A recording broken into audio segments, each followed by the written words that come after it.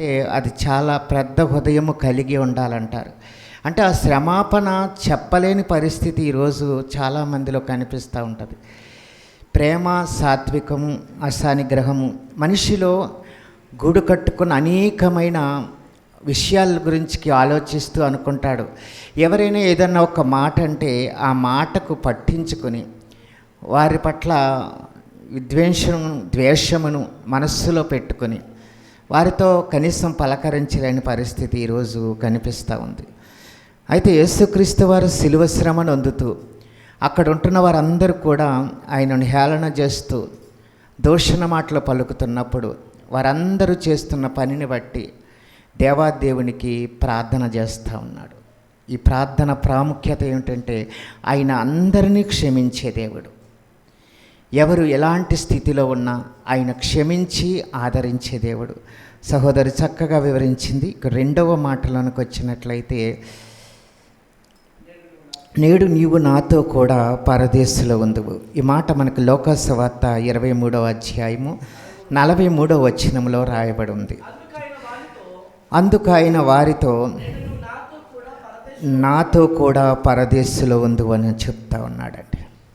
ఒక దొంగ, ఒక బందిపోటు సిలువలో వేలాడుతూ ఉన్నాడు. ఒక పక్కన యేసుక్రీస్తు వారు అక్కడ జరుగుతున్నది ప్రతీది కూడా అబ్జర్వ్ చేస్తున్న పరిస్థితుల్లో ఆ దొంగ ఉన్నాడు. అయితే ఒక వ్యక్తి అంటున్నాడు, ఏమంటున్నాడంటే, నువ్వు క్రీస్తువు కదా, నువ్వు క్రీస్తువు అయితే నిన్ను నువ్వు రక్షించుకుని మమ్మను కూడా రక్షించమని అడుగుతూ ఉన్నాడు. అంటే రెండవ దొంగ ఏమంటున్నాడంటే, నువ్వు రక్షించుకుని నన్ను కూడా రక్షించమంటాను. ఈరోజు కూడా మనం అదే అడుగుతూ ఉంటామండి. ప్రతి ఒక్కరిలో ఉండి అవిధేయత ఏంటంటే, మన రక్షణ కొరకు, మన కుటుంబం కొరకు మనం అడుగుతూ ఉంటాం. ఇప్పుడు ఒక వేదనలో ఉన్నాడు ఆ దొంగ ఏమడుగుతున్నాడు? అదే అడుగుతున్నాడు. అవ్వాదం కూడా అదే అడిగారు. మేము ఈ మహిమను కోల్పోయామని వాళ్ళు అడగలేదు, మాకు వస్త్రహీనులుగా ఉన్నామని అడిగారు వాళ్ళు. ఇలాగే ఇప్పుడు ఇక్కడున్న పరిస్థితి, దొంగ కూడా ఏమడుగుతున్నాడంటే, తాత్కాలికముగా అక్కడ నుండి తప్పించబడితే నేను రక్షింపబడతాను కదా అనుకుంటున్నాడు. సావు మనిషికి ఎప్పుడైనా వస్తుందండి. అది సావు, పుట్టుక అది దైవాధీనమై ఉన్నాయి. మనిషి పుట్టుక ఎలాగుందో సావు, మరణము కూడా అలాగే పొంచి ఉంటుంది. అయితే అది ఎప్పుడు ఎలా వస్తుందన్నది తెలియదు. కానీ ఈ వచ్చే సమయంలోనే మనము దేవునికి సమీపస్తులుగా ఉన్నట్లయితే మనం ఆయన రిచ్చరాజ్యములోనికి, మరి మన మహిమలోనికి మనం వెళ్ళగలుగుతాం. ఈ దొంగ కూడా అనుకుంటున్నాడు, ఈ లోక సంబంధమైన ఆలోచన, ఈ లోక సంబంధమైన అధికారం కొరకు, ఈ లోక సంబంధమైన ఆలోచనలు కలిగి అంటున్నాడు. ఏమంటున్నాడు? ప్రతిదినం కూడా అనేక సార్లు అనేక విధాలుగా మనం అంతా కూడా ఏం మాట్లాడుకుంటామంటే, స్వస్థత కొరకు, విడుదల కొరకు, లేకపోతే మనకుంటున్న సమస్యల కొరకు దేవుడి సన్నిధిలో మొరపెట్టుకుంటూ ఉంటాం. ఆయన విడిపిస్తూ ఉంటాడు, మళ్ళా క్షేమాన్ని ఇస్తూ ఉంటాడు. అది మళ్ళా మర్చిపోయి లోకంలో తిరిగి మళ్ళా వస్తూ ఉంటాం. ఇదేంటంటే తాత్కాలికంగా అన్నీ జరుగుతూ ఉంటాయి. చూడండి, వారములో 2 రోజులు మాత్రమే దేవుడి సన్నిధిలో ఉండి, ఉన్న వారం అంతా కూడా లోకంలోనే మనం జీవిస్తూ ఉంటాం. లోకస్తుల మధ్యలోనే మనం జీవిస్తూ ఉంటాం. నువ్వు ఒక్కడవి క్రైస్తవుడు అయిపోయినంత మాత్రాన, నువ్వు ఒక్కడవే దేవుడిని నమ్ముకున్న బిడ్డవి అయిపోయిన మాత్రం లోకమంతా నమ్ముకుని లేరు. వారి మధ్య నువ్వు జీవిస్తున్నప్పుడు అక్కడ నీ మాదిరి ఎలాగుంది, నీ ప్రవర్తన ఎలాగుందో దేవుడు చూస్తేవాడై ఉన్నాడు. నమ్మిన వారి దేవునికి స్తోత్రం చెప్తామండి. హల్లెలూయా. ఇక్కడ మనం తాత్కాలికమైన ఈ సుఖాన్ని కొరకు ఈ దొంగ అడుగుతూ ఉన్నాడు. నువ్వు క్రీస్తువు కదా, నువ్వు రక్షించుకుని నన్ను రక్షించమని అడుగుతూ ఉన్నాడు. అయితే రెండవ దొంగ గద్దిస్తూ ఉన్నాడు. ఆ దొంగని గద్దిస్తూ మాట్లాడుతూ ఉన్నాడు. రెండో వాడిని గద్దించి, నువ్వు అదే శిక్షా విధిలో ఉన్నావు కనుక దేవునికి భయపడవా అంటున్నాడండి. అంటే అదే శిక్షావిధి నువ్వు భరిస్తూ ఉన్నావు. ఏదైతే నువ్వు దొంగతనం చేసావో, మరి ద్వారి దోపిడీ చేసావో, దాన్ని బట్టి ఈ శిక్ష మనకు తగినదే. ఈ శిక్ష మనకు తగినదే. కానీ ఈయన ఏ నేరము చేయలేదు. ఈయన పరిశుద్ధుడిగా నాకు కనిపిస్తున్నాడని రెండవ దొంగ అక్కడే మారు మనస్సు పొందుకున్నాడండి. ఈరోజు కూడా దేవుడు మిమ్మల్ని పిలుస్తూ ఉన్నాడు. దినమెల్లా చేతులు చాపి, ఆయన చేతులు చాపి నిన్ను నన్ను కూడా పిలుస్తూ ఉన్నాడు. ప్రయాసపడి భారం మోస్తున్న సమస్త జనులారా, నా యొద్దకు రండి, మీకు నేను విశ్రాంతి కలుగజేస్తానంటా ఉన్నాడు. మనం ఏం చేస్తున్నామంటే ఆ విశ్రాంతిలోనికి రాలేని పరిస్థితుల్లో ఈరోజు మనం ఉన్నాం. ఎందుకంటే ఆ విశ్రాంతి కోరుకోవాలని ప్రతి మానవునికి ఉంటుంది. ఆ విశ్రాంతిని పొందాలని ప్రతి మానవుడికి ఉంటుంది. ఒక పని చేస్తామండి, ఉదయం నుంచి సాయంకాలం వరకు కష్టించిన పని చేసుకుని వచ్చిన మనిషి కొంచెంసేపు విశ్రమించాలని, కొంచెంసేపు సేద తీరాలని ఆలోచన ఉండని వారు ఎవరూ ఉండరు. కానీ ఆ ఆలోచన కూడా నువ్వు ఎలాగైతే విశ్రాంతి పొందుకోవాలని ఆశపడుతున్నావో, నీవు ఎంత భారముతో ఉన్నావో, ఎంత ప్రయాసతో ఉన్నావో, నీ భారాన్ని ప్రయాసని ఆయన మోయటానికి ఇష్టపడతా ఉన్నాడు. దేవుడి నామానికి మహిమ కలుగును గాక. ఇక్కడ సిలువలో పలుకుతున్న ఈ గద్దింపు మాట రెండవ దొంగతో అతను మాట్లాడుతున్న మాట. ఆ రెండవ దొంగ అతనితో మాట్లాడుతున్నాడు, మొదటి దొంగతో అంటున్నాడు, ఇది మనకు తగిన శిక్షే, ఇది మనం భరించాల్సినానికి దానికి అర్హత కలిగిన వారమే, కానీ ఆయన ఏ పాపము ఎరుగుడని చెప్తా ఉన్నాడు. ఆయన పాపరహితుడిగా ఈ లోకానికి వచ్చాడు, నిన్ను నన్ను పాపము నుంచి విడిపించటం కొరకు. కలువరి సిలువలో 3 మ్రేకుల్లో వేలాడి తన రక్తాన్నంతా చిందించి నిన్ను నన్ను కొన్నవాడు ఆయన. ఈరోజు ఆయన రక్తాన్ని ధరించుకున్న మనము లోకంలో జీవిస్తూ ఉన్నాము కదా. ఈ లోకంలో జీవిస్తూ ఒక్క ఆత్మనైనా నువ్వు రక్షించగలుగుతా ఉన్నావా? నీ మట్టుకు నువ్వు రక్షణ పొందుకుంటాం, అది గొప్ప విషయము కాదు. కానీ నువ్వు పొందుకున్న రక్షణను, నువ్వు పొందుకున్న నీ జీవితాన్ని నువ్వు అనేక మందికి మాదిరిగా చూపించగలుగుతా ఉన్నావా? నువ్వు చూపించగలిగితేనే ఇక్కడ సిలువలో పొందిన ఈ రెండవ దొంగ మారు మనస్సు నువ్వు పొందుకుంటావు. ఈ లోకంలో జీవించినంత కాలము అతను ఏమీ పొందుకోలేదు. అతడు ఒక బందిపోటుగానే ఉన్నాడు. ఈ లోకంలో ఉన్నట్లు ఏమీ కూడా పొందుకోలేని స్థితిలో ఉన్నాడు. అలాంటి పరిస్థితుల్లో ఉండి సిలువలో వేలాడుతున్న ఆ వ్యక్తి ఇంకెక్కడికి వెళ్ళలేని పరిస్థితి. అయితే తన రాజ్యం వచ్చినప్పుడు నన్ను జ్ఞాపకం చేసుకోమని అడుగుతా ఉన్నాడు.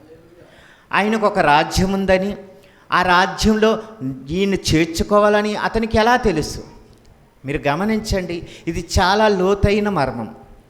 చాలామంది ఈ లోతైన మర్మాన్ని తెలుసుకోవడం చాలా కష్టమైనదే. కానీ ఒక చిన్న మాట మీకు చెప్తాను. ఈ దొంగ అక్కడ చూస్తున్న ప్రతి పరిస్థితిని చూస్తూ ఉన్నాడు, అబ్జర్వ్ చేస్తూ ఉన్నాడు. మనం కూడా అబ్జర్వ్ చేస్తూ ఉంటామండి. ఎవరైనా ఏదైనా పని చేసినప్పుడు వారి పని ఎలా చేస్తున్నారు, వారు ఎలా తీరుగా నడుస్తున్నారో అన్నీ కూడా మనం అబ్జర్వ్ చేస్తాము. అబ్జర్వ్ చేయబడిన వెంటనే అనుకుంటాం, ఇతడు చాలా కరెక్ట్గా పని చేస్తున్నాడు, ఇతను చాలా చక్కగా పని చేస్తున్నాడు, తన పనిని ముగించడానికి ఇష్టపడుతున్నాడని మనం కనిపిస్తూ ఉంటుంది. అలాగే ఈ వ్యక్తి కూడా తనని గమనిస్తూ ఉన్నాడు. గమనిస్తూ ఆయన పడుతున్న శ్రమను చూస్తూ ఉన్నాడు, ఆయన వేదనను చూస్తూ ఉన్నాడు. ఈ దొంగలకి ఏమి పెద్ద కష్టంగా ఏమి ఉరివేయలేదండి. ఈయన్ని శుభ్రంగా ఒళ్ళంతా కూడా హోనం చేసేసి ఒక మాంసపు ముద్దను వేలాడదీశారు. మన ఒంటిలో రక్తము కొద్దిగా చిందించబడినప్పుడే మనం అనేకమైన దూషణ మాటలు మన నోరు పలుకుతుందటండి. ఆ కష్టాన్ని భరించలేక, ఆ బాధను భరించలేక మన నోటి నుంచి ఏమొస్తాయో కూడా తెలియని పరిస్థితి. అనేక మందిని నిందిస్తూ ఉంటారంట, హేళన చేస్తూ ఉంటారంట. వాళ్ళందరినీ కూడా తరిమేళ్ళని అక్కడి నుంచి వెళ్ళిపోండని పెద్ద పెద్ద కేకలు వేస్తారట. అలాంటి పరిస్థితుల్లో ఉన్న యేసుక్రీస్తు వారు పలుకుతున్న అద్భుతమైన మాటలే ఈ 7 మాటలండి. ఈ రెండవ దొంగతో అంటున్నాడు, నిశ్చయంగా నీవు కూడా నాతో పాటు పరదేశులో ఉంటావని అభయం ఇస్తూ ఉన్నాడండి. నిన్ను నన్ను కూడా ఈరోజు ఆయన రక్షించడానికి సిద్ధంగా ఉన్నాడు. నువ్వు సిద్ధపడుతున్నావా? నువ్వు సిద్ధపడితే ఆయన నిన్ను రక్షించడానికి ఎప్పుడు కూడా సంసిద్ధంగానే ఉంటాడు. కానీ నీవే ఇంకా సమయాన్ని నువ్వు కొనసాగించదు. ఇది జరిగిన తర్వాత నేను బాప్తిసం తీసుకుంటాను, లేకపోతే ఈ వివాహం అయిన తర్వాత నా బిడ్డలందరూ కూడా మారిన తర్వాత నేను బాప్తిసం తీసుకుంటాను, నా బిడ్డల వివాహం అయిపోయిన తర్వాత బాప్తిసం తీసుకుంటాను, ఇంకా లోకస్తులుగా నా బిడ్డలందరూ మారిన తర్వాత బాప్తిసం తీసుకుంటాను. ఇలా అనేకమైన సాకులు చెబుతూ ఇదిగో రెండవ దొంగ చేసే పనే మనం చేస్తూ ఉన్నామండి. రెండవ దొంగ కూడా అన్నీ అబ్జర్వ్ చేస్తున్నాడండి. వారు అన్న మాటల్లో ఏది విన్నాడంటే ఆ దొంగ ఏమన్నాడంటే, వారు అక్కడ అనుకుంటున్న వారు, నువ్వు క్రీస్తువు కదా, నిన్ను నువ్వు రక్షించుకుని దిగలేనివాడు, నువ్వు ఎలా రక్షకుడు అయ్యావని వారి హేళన మాటలు చెప్తున్నప్పుడు ఆ మాటలు వాడు విన్నాడు కనుక ఆ మాట అంటా ఉన్నాడు. నువ్వు క్రీస్తువు కదా, నిన్ను నువ్వు రక్షించుకుని మమ్మల్ని రక్షించమని అడుగుతా ఉన్నాడు. ఈ దొంగ పలికే మాట ఏమిటంటే, ఈ లోకరీతిగా ఉన్న ఆలోచన, ఈ లోకరీతిగా ఉన్న ఆ భ్రమ, ఏదైతే తాత్కాలికంగా కావాల్సిన సుఖాన్ని ఆయన అడుగుతూ ఉన్నాడు. ఈరోజు కూడా మనం అదే అడుగుతూ ఉన్నాం దేవుడి సన్నిధిలో. మాకు వివాహాలు అవ్వాలి, లేకపోతే మా బిడ్డలు ఇంకా ఎదుగుదల రావాలి, నేను ఇంకా అందరూ మారిన తర్వాత నేను అప్పుడు బాప్తిస్వం తీసుకుంటానని, ఇంకా కూడా బాప్తిస్వానికి సమయాన్ని మరి వెనక్కి గెంటేవారు మనకు అనేక మంది కనిపిస్తూ ఉంటారండి. రీసెంట్గా ఒక సహోదరి తన రక్షణ కొరకు మరి ఒక సేవకుడు ప్రార్థన చేస్తూ ఉన్నాడు. ఆమె రక్షింపబడాలి. ఆమె వింటా ఉంది, ఎంతో శ్రద్ధగా వాక్యాన్ని వింటా ఉంది. ఆమె రక్షణలో లేదు. తను అనుకుంటా ఉన్నాడు, ఈమె కొరకు నేను రక్షణ సువార్త ప్రకటించాలి, ఈమెకు రక్షణ మార్గాన్ని ఏర్పాటు చేయాలి. కనీసం ఈ మీటింగ్ అయిన తర్వాత ఆమెను నేను స్పెషల్గా కలిసి ఆమెతో నేను దేవుడి మాటలు కొన్ని పంచుకోవాలని ఆశపడుతున్న సమయంలో ఆ స్త్రీ మధ్య సమయంలోనే ఆ యొక్క మందిరాన్ని విడిచి బయటికి వెళ్ళిపోయి తన యొక్క వెళుతున్న వాహనము మీద ఆమె బయలుదేరి వెళుతుండగా కొంచెం దూరం వెళ్ళేటప్పటికే ఆమె భయంకరమైన యాక్సిడెంట్లో చనిపోయింది. ఆయన అనుకుంటా ఉన్నాడు ఆమె ఎవరో అనుకున్నాడు. అయితే తను కూడా మీటింగ్ ముగించుకున్నాడు. ఆమెను వెతికాడు, ఎక్కడ కనిపించలేదు. తిరిగి ప్రయాణం అవుతూ వెళుతున్నప్పుడు ఆ సహోదరి రక్తపు మడుగులో కనిపించినప్పుడు అప్పుడు అనుకున్నాడట, ఎవరి రక్షణ కొరకు నేను ప్రార్థన చేశాను, ఎవరి రక్షింపబడాలని నేను ఆలోచన కలిగి ఉన్నానో ఆ స్త్రీ మృతమైపోయింది. ఈరోజు నేను ఆమెకి ఎలా చెప్పగలను సువార్త అని చాలా బాధపడ్డాడటండి. ఈరోజు సమయం ఎప్పుడు ఎవరిని ఎలాగా కవలిస్తుందో తెలియదు. అందుకే సమయం ఉండగానే మనము ఎలుగుండగానే మనం ఇంటిని ఎలాగైతే చక్కబట్టుకుంటామో సమయం ఉండగానే ఆయన్ని మనం గుర్తెరగాలి. సమయం ఉండగానే మనం ఆయన్ని వెతికేవారిగా ఉండాలి. ఎప్పుడైతే మనం వెతుకుతామో ఖచ్చితంగా ఆయన నీకు దొరుకుతాడు. నువ్వు వెతుకు కాలం ఒకటి ఉంది, ఆ కాలం ఇదే. నువ్వు వెతికే కాలం ఇదే. ఈ కాలంలో నువ్వు వెతకాలి. వెతకకుండా ఏవేవో వెతుకుతా ఉన్నావు ఈ లోక సంబంధమైన విషయాలు. ఒక ప్రముఖ సినీ నటి, ఆమె ఒక సినిమాలో యాక్ట్ చేసే ఒక నటి అన్నమాట. ఆమె హాలీవుడ్ నటి. ఆమె ఇలాగ దేవుడు బోధ జరుగుతూ ఉంటే ఒక ప్రాంగణంలో కూర్చుని ఆయన బోధిస్తున్నప్పుడు ఆమె కారులో ఉండి వింటా ఉంది. అయితే ఆమె ఒక నిర్ణయం తీసుకుంది. ఏమనంటే, నేను ఈ యొక్క సినిమా ఇదేదైతే ఉందో ఈ యొక్క ఫిలిం పూర్తి చేసుకున్న తరువాత నేను ఇవన్నీ కూడా విడిచిపెట్టి దేవుణ్ణి వెంబడిస్తాను అని ఒక తీర్మానం తీసుకుందటండి. తీసుకుని ఆ షూటింగ్కి వెళ్తూ ఉంది. దారి మధ్యలోనే ఆమె ప్రాణం కోల్పోయిందండి.